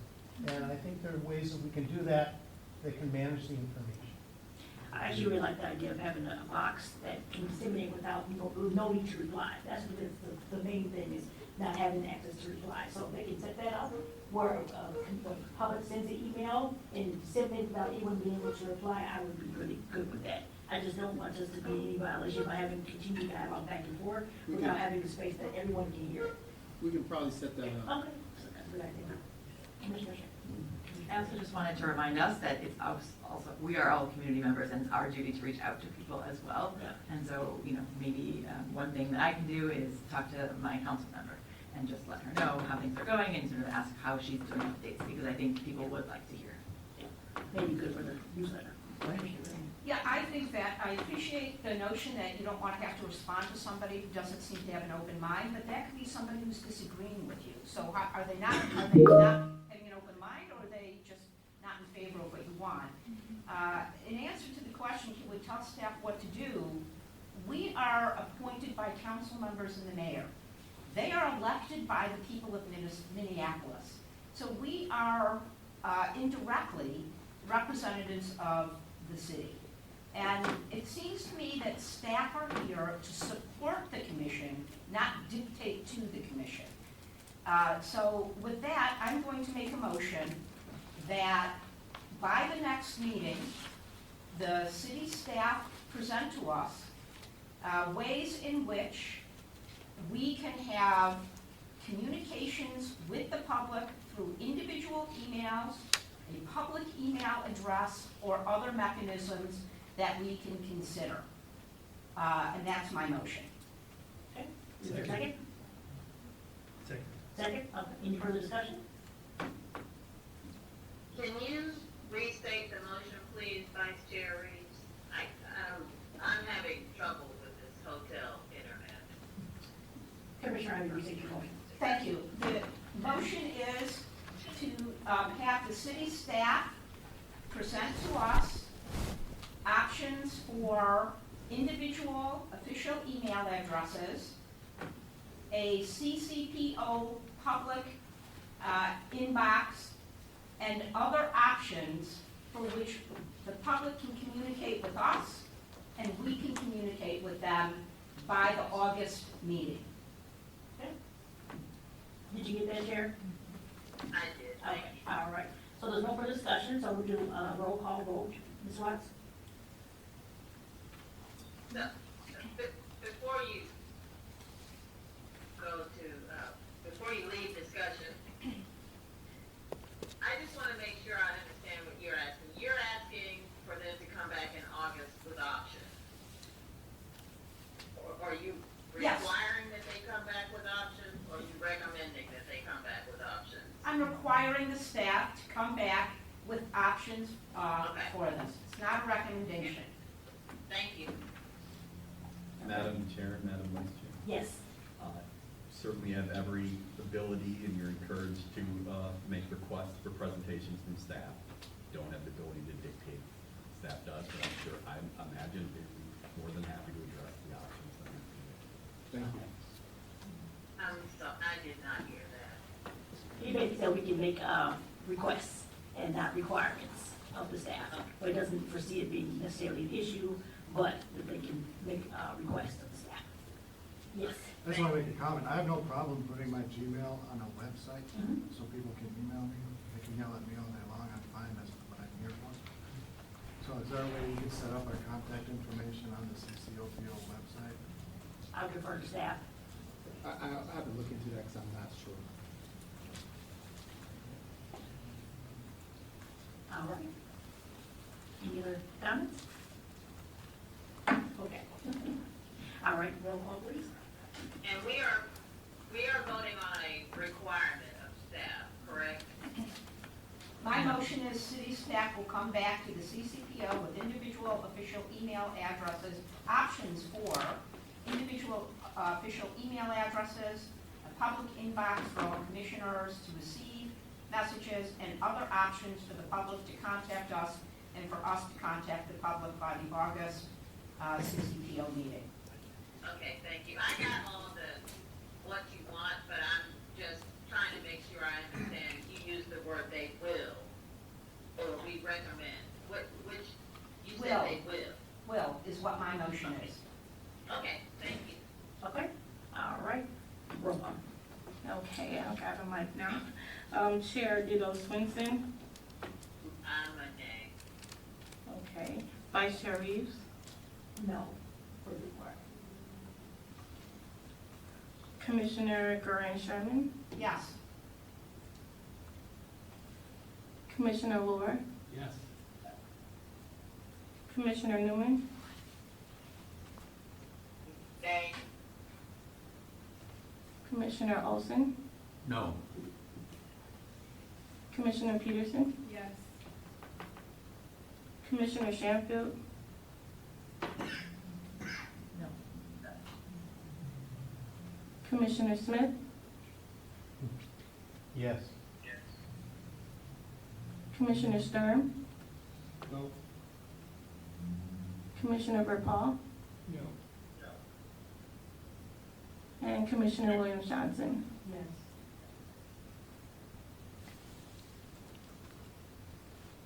So you have 5 yeses and the rest no's. All right, thank you. Can we have the actual number for the noes? Yes, let me get that tally Thank you. for you.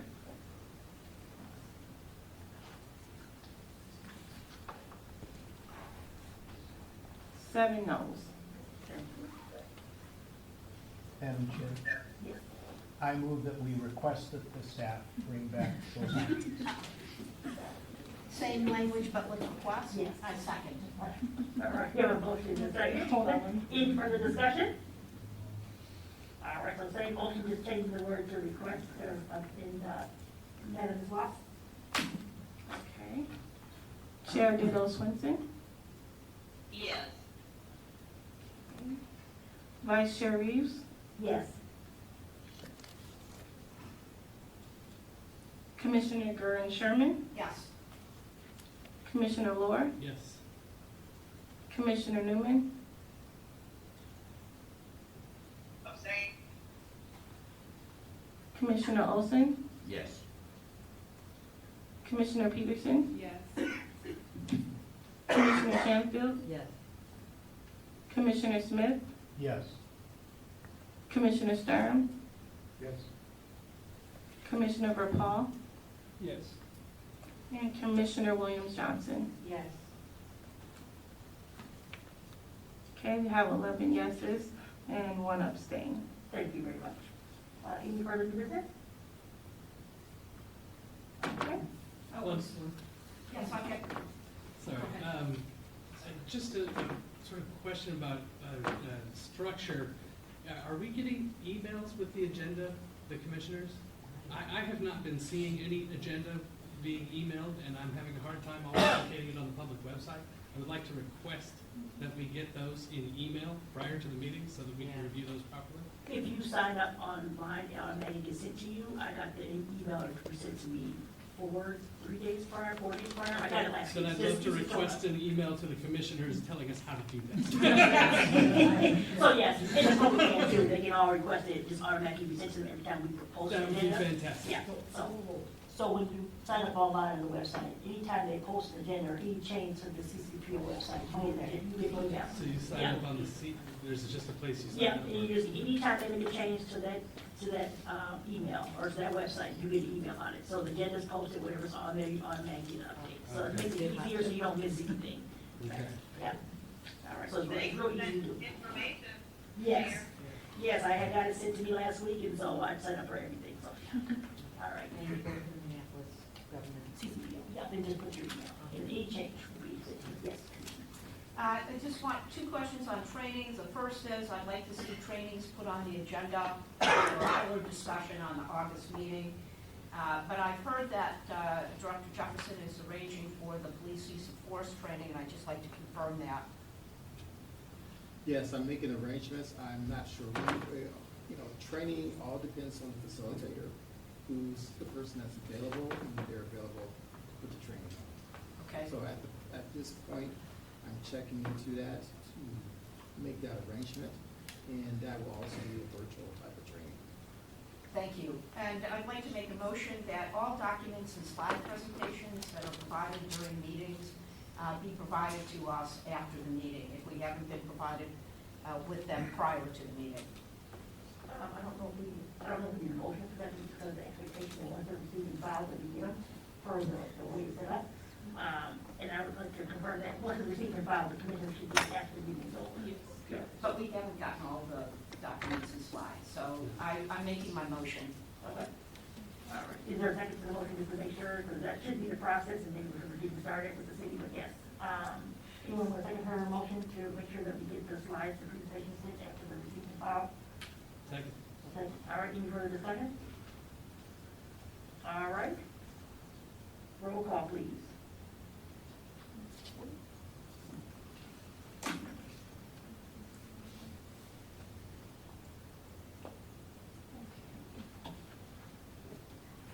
Chair Dale Swinton. Yes. Yes. Okay, am I saying your name right? Yes, you're saying it right. I just whispered in a real creepy way. Okay. Vice Chair Reeves? Yes. Okay. Commissioner Jurin Sherman? Yes. Okay. Commissioner Lohr? Yes. Commissioner Newman? Aye. Is that an aye? Yeah. Okay. Commissioner Olson? Yes. Commissioner Peterson? Yes. Commissioner Shanfield? Yes. Commissioner Smith? Yes. Commissioner Sturm? Yes. Commissioner Verpal? Yes. And Commissioner William Johnson? Yes. All right, thank you, take care. The next item up on the agenda is public comment. Anyone wishing to make, I'll see after my mask up. Anyone wishing to make a public comment should have signed in, and the sign sheet was in the back. I will open the floor and invite comments from the community. Each speaker will be allowed to speak for 2 minutes. Thank you in advance for your adherence to the time limit. Is there a commissioner willing to take time? I will. All right, thank you very much, Commissioner German. All right, if you would like to speak, you're welcome. There's a microphone right here to make sure that you're heard. If you want to come up here and just speak in that microphone right there. Does anyone want to speak? And I have a list of everyone who signed Is up. everyone that signed up want to speak? Because we can use the sign up sheet. I have She's got the list. Oh, okay. So I have Eric on the list first, Eric Deirdre. He had to leave. Okay. So next is Dave Bicking. Okay.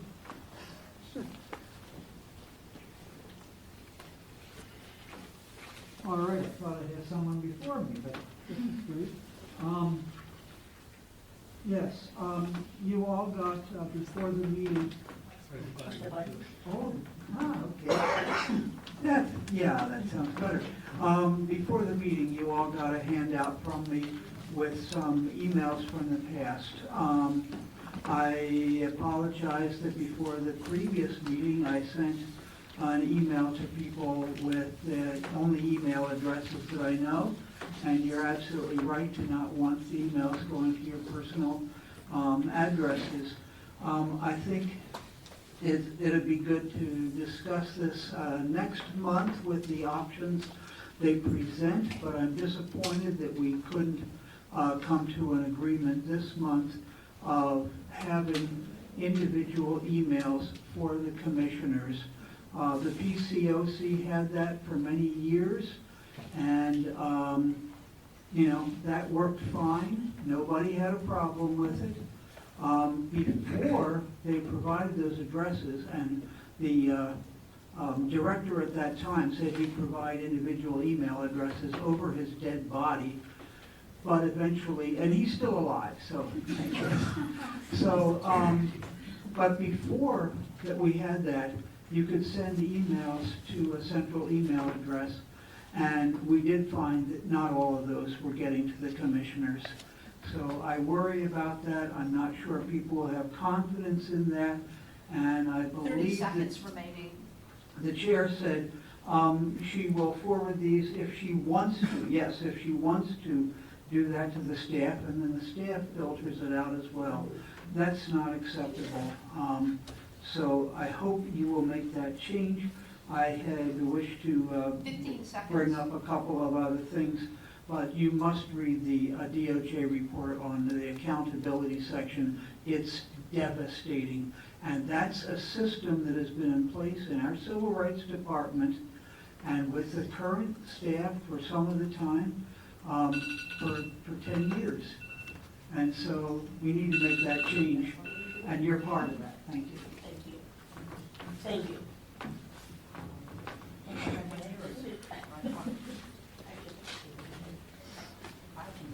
Emma?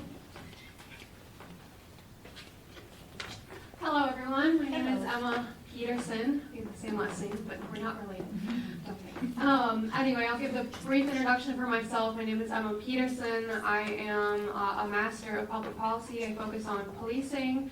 I'm also a volunteer with Communities United Against Police Brutality, and I was a canvassing manager that helped collect over 2,600 community experiences that went to the DOJ and the MDHR investigation. I was also a Minneapolis Police Explorer. That is the youth program for the city for kids ages 14 through 20. I was in it from 2012 to 2017. I was the captain of my post. While I was a police explorer, I was sexually harassed by the officers who were supposed to be my mentors and led the department. What I want to talk to you today about, though, is about how my experience with that in the police department connects with your role as commissioners. I want to make it clear that the public connects you to this work. They are not a barrier, and you shouldn't treat them as such. They are the reason for your existence. And so I really want to push back on your decision today to put public comment at the end, because that was something that the old body, the PCOC, had at one point, and the chair of that commission at one point, said it is ineffective to put that at the end, because as you've seen, our DOJ guests have left today, some of the city staff have left, as well as other presenters. And when I came to the PCOC in 2018 to share my experiences, it was only because public comment was at the beginning that my story was heard by the chief, by other city staff, and city council members. And because of that, I got 2018, there was an equity and hiring audit in which the city did an audit about how the city's police department's hiring process is inequitable towards women and BIPOC candidates of color. Or BIPOC candidates, that's redundant. But anyway, just want to second that. I have so much to say, but I cannot fit it here. That's another reason why we should have the emails. The other thing is that you as commissioners should be able to contact city staff. Don't think you want to do that through your personal emails. You should probably have your own email address to do so. Anyway. That's all I got for today, but I'm sure I will see you all again, and good luck. Thank you. Maddie?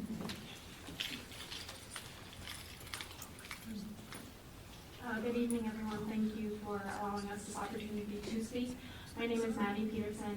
I am a sister of Emma Peterson. Her and I were both in the Explorers program together. I then went along and I was a community service officer with the Minneapolis Police Department. I am post-certified, which means I can be a police officer here in the state of Minnesota. And I also am going to the University of Minnesota. I am going for family and social science. I want to work with my family and community. But in my time with Minneapolis Police Department, I was in it for 7 years, volunteering and working. And I witnessed a lot of awful stuff, and a lot of the stuff that the DOJ found, I witnessed myself. And I went to the PCOC and I explained this stuff in the beginning. And one of the officers who oversaw some of the officers who did some of the stuff that they did to me was there, and they heard that. And that was very powerful for me, and I feel like I got my voice heard a little bit in that. I also shared experiences where officers would have their gun in their lap when they were driving around the city of Minneapolis to a burglary call. We all know what happened to our lovely woman in Justine Damond. The officer had his lap on, or his gun in his lap as well. We brought that up because the officers didn't have to. They didn't have to report when they took out their gun and pointed at somebody. My family and I fought very hard with the PCOC, the other ones, and the city council, and we actually were able to get a policy changed because we were so vocal on our stuff with you guys. And that's why I think emails are so essential, and being able to have this public comment in the beginning is so essential. Andrea Brown, she was the head, the president of the PCOC at one point, and she was a mentor, and I emailed her back and forth a couple of different times, and that was very helpful to me and helpful as well. So thank you so much.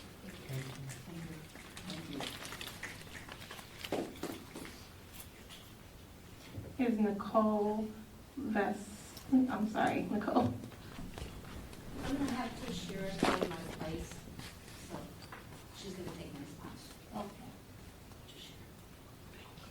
Can we get your name? My name is Tashira Garraway. I'm founder of Family Supporting Families Against Police Violence. I'm also a significant other of Justin Tigan, who lost his life at the hands of the St. Paul Police, August 19, 2009. I'm here today because I'm also now a Minneapolis resident, and I have a 17-year-old son who I am afraid of coming in contact with the Minneapolis police. As we found out from the investigation, it's something that our community had been screaming for years, was that there was discrimination here in Minneapolis at the hands of Minneapolis Police Department. So we have to go about things a little bit differently. We cannot continue to go about things the same way and expect to get different results.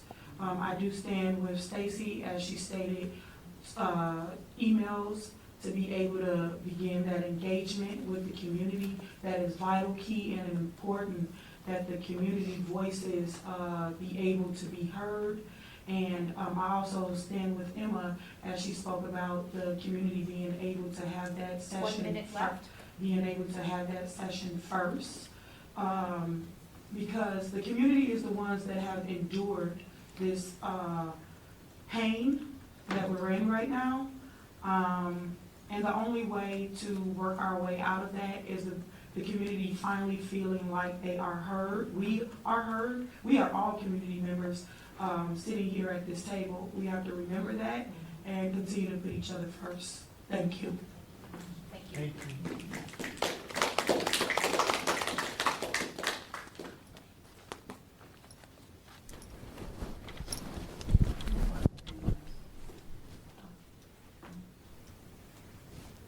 I think this is Andrew. or Andre. Andrew Kleiss.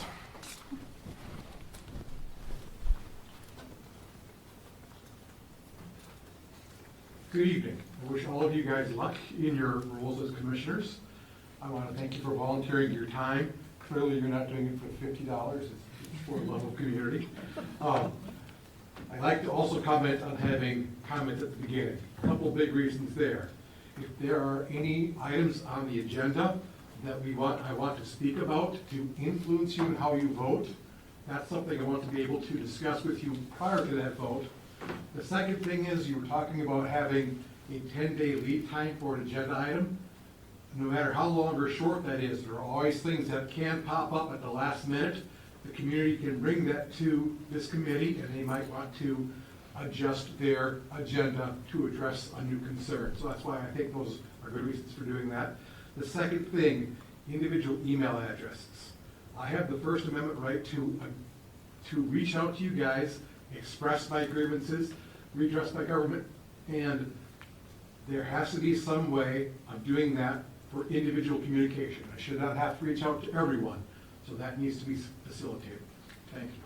Thank you. All right, there's no additional public comment signed up on the list. So, seeing no further community members wishing to make comment, I'm going to thank each of you for your presence and your comments this evening. Is there any further business? I have one thing. I just want to thank the chair. I've had some very good discussions. I appreciate her openness, her willing to engage. Also want to thank the staff, the microphones, the setup, for accommodating. It's good to know sometimes I'm not the only one that can't hear something. All right. Vice Chair Reed? Yes. Can you hear me? Yes. Okay. I just want to say thank you for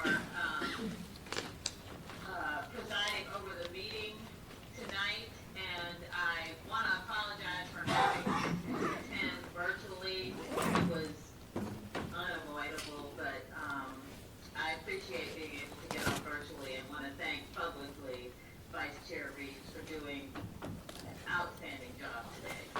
Thank you. Well, I appreciate that, but I apologize for all of my coughing because I'm not feeling the best with that mask on. So I wanted to make sure that I was here. So thank you guys for coming. Since there is no further business, this meeting is adjourned. Our next regular meeting will be Monday, August 7th, 2023 at 6 p.m. in this location. Thank you again to our guests and thank you staff for your assistance tonight, and everyone have a wonderful